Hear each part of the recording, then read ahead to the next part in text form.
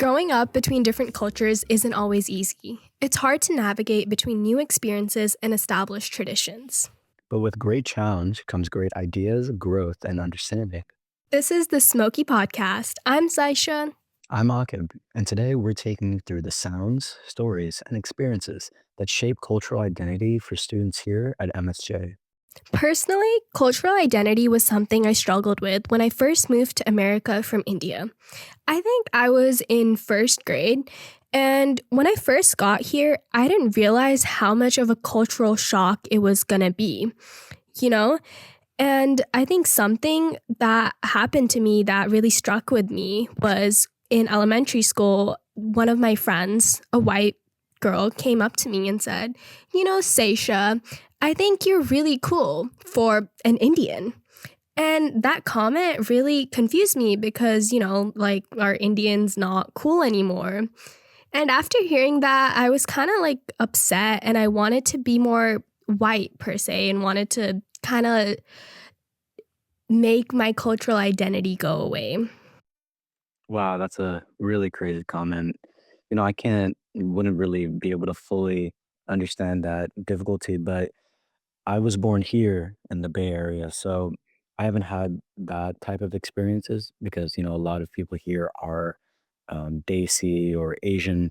But as I got older and came to high school, I've met a lot more white people, including white teachers. And, in this one time that for like a full semester, one of my teachers called me Aqua or Aaqib or just kept mispronouncing my name. And it didn't really bother me at all. I just found it really funny. And like he would email me and it's just like not even close to whatever my name is. But to me, it never really mattered as long as, because I knew the meaning of my name, I knew the purpose. And that's what mattered to me. Even if someone else couldn't properly pronounce it, like I knew it's important to me.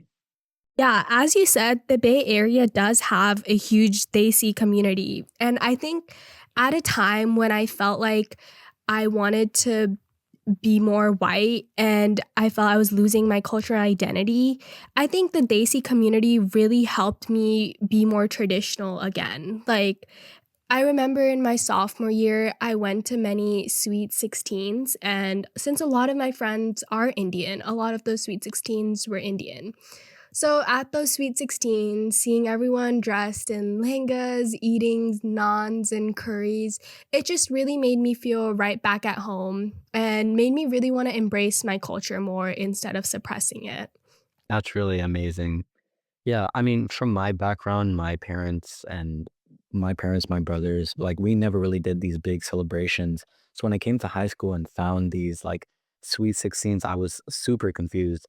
And I noticed that not only do Daisies do it, but it seems that a lot of different races do it still. So this concept of a Sweet 16, it's just really a whole cultural phenomenon because it doesn't matter like your background or anything. It's just a whole idea of a celebration, which I really think is amazing. And that sense of community is really important to me, I would say. So when I found out about these Sweet 16s, I really enjoyed, going to these different type of parties, whether it be Daisy or, you name it. But I really liked that sense of community that it brought. Yeah, I agree. That sense of community really helped me try to feel like I fit in. And, to this day, I take pride in my culture now. I listen to Bollywood music. I speak my native language, which is Hindi, with my grandparents. And I love eating Indian food. Yeah, that's really cool that you know your native language. For me, as I grew up, my parents never really brought me into my native language, so I never fully got it. So that really created these like language barriers between my extended family and just cousins, and it kind of made me kind of distance myself from my culture. But as I grew up, I realized the importance of having this sense of language, and I've been trying to work towards that. And, just with random phrases like "kya baat," whenever my friend does something like really well or impressive, like I just throw in these little Hindi phrases just so I can kind of connect myself with my culture again. Yeah, I think that's really cool. Honestly, I also use Hindi phrases with my friends, and I never really realized how much of a privilege it is to be able to do that. Now, enough about our stories. Today, we're going to hear from MSTay students who have found ways to connect to their cultures. When we think about culture and identity, one of the first things that we came up with is music. And that's why we asked Rohit Upamaka, an Indian classical singer for over 8 years and the outreach coordinator of MSJ's new club, Nadam, to share how he connects with his culture through his voice.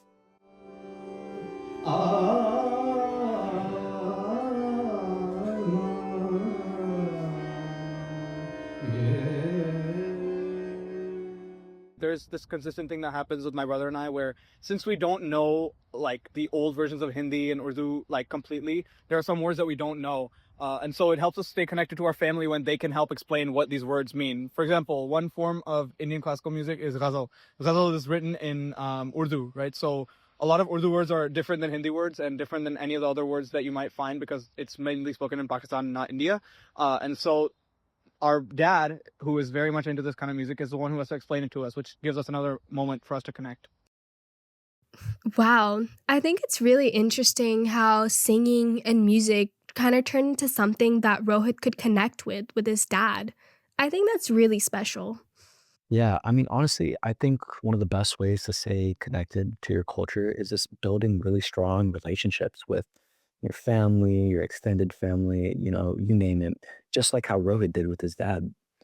I really find it amazing that Rohit used his passion to help build a community through just teaching others or public recitals or just really speaking his mind on what he loves. Indian classical music is a very big part of my life now. I listen mostly to mainly Indian classical music, and at home I'm almost always practicing, no matter what I'm doing. I think it gives me like a new perspective on my culture. I also just like to sing and spread my music to other people. So I'm someone who really likes to teach, and one thing that I definitely want to do in the future, and that Indian classical music has helped shape my identity with, is my love for teaching.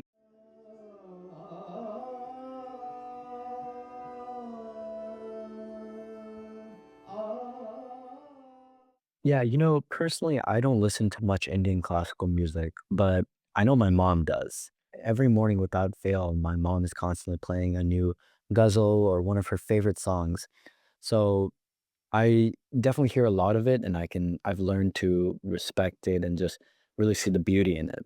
I really find it admirable that Rhodes sees the value and the importance of teaching others about the love for music he has. Yeah. Now, apart from music, students at MSJ have found other ways to stay connected with their cultures. MSJ has many clubs, including MSJ Diablo, MSJ Vietnamese Student Association, and those clubs create a safe space for students to celebrate their culture together.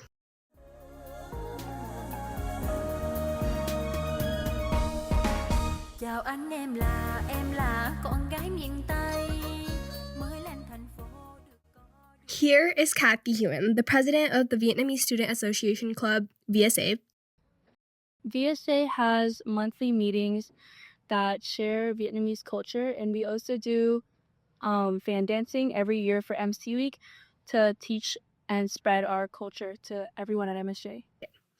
In addition to their fan dancing, VSA has different fundraisers selling ethnic foods such as banh mi, pandan waffles, and egg rolls. They also hold events such as Vietnamese Jeopardy in their monthly meetings, all helping share Vietnamese culture. Another thing VSA emphasizes is inclusivity. With VSA, I try to make it as inclusive as possible. One thing that I always reiterate within the club is that you don't have to be Vietnamese in order to participate in any activities. I think it's great that VSA is such an inclusive space. It can really help people who are struggling with balancing their cultures. How have you felt about your cultural identity? My experience has been very positive because I've grown up around a lot of other Vietnamese people. I've never felt pressured to be more American or more Vietnamese because my community has always embraced my identity, and I felt like I had a lot of people to talk to with similar backgrounds as me. I honestly really admire how Kathy has created something bigger than just herself through VSA and honestly left an impact in many people's lives. Let's give her a round of applause.